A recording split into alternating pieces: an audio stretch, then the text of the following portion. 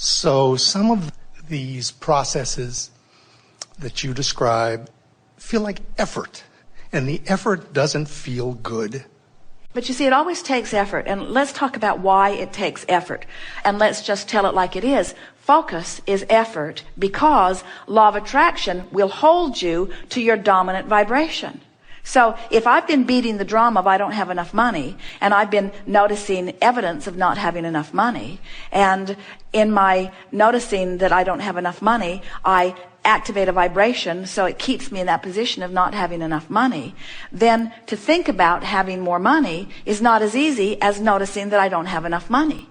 It takes effort to imagine beyond what is. That's really what we're talking about. It's easy. It's like it's easy to turn on the television and watch what they're offering. It's more difficult to think your own thought.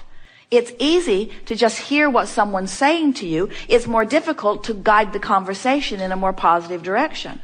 It's easy to observe. It's more difficult to focus. And yet, there is so much more reward in focusing than there is in just observing.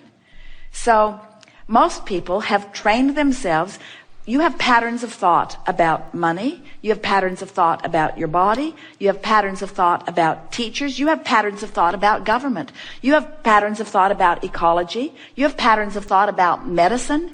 You have patterns of thought about animals. You have patterns of thought about cats.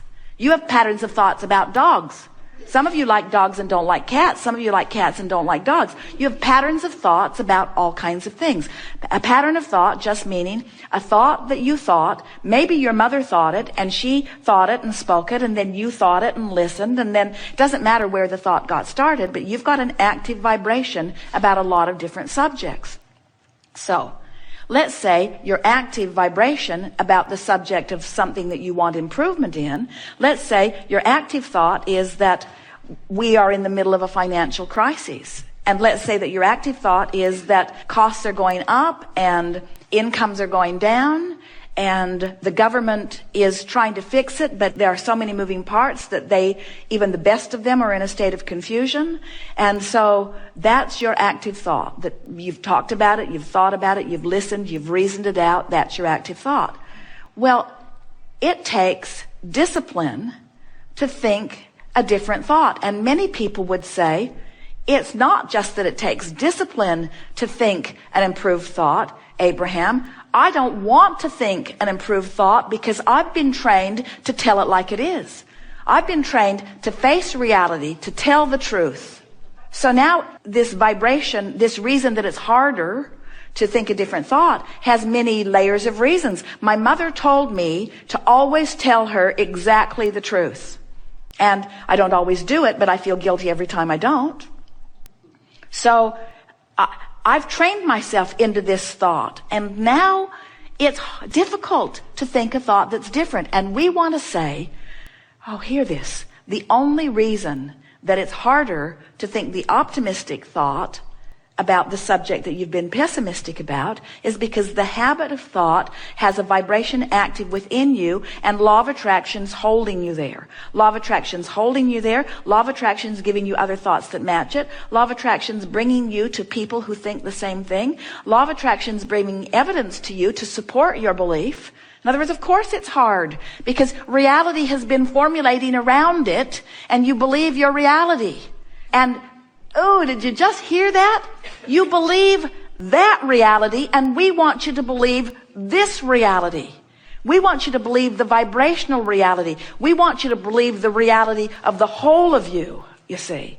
And when these two realities merge, and the only way this is so good. The only way these two realities can merge is if you come this way into your vortex, because your vortex is never going to merge with this reality.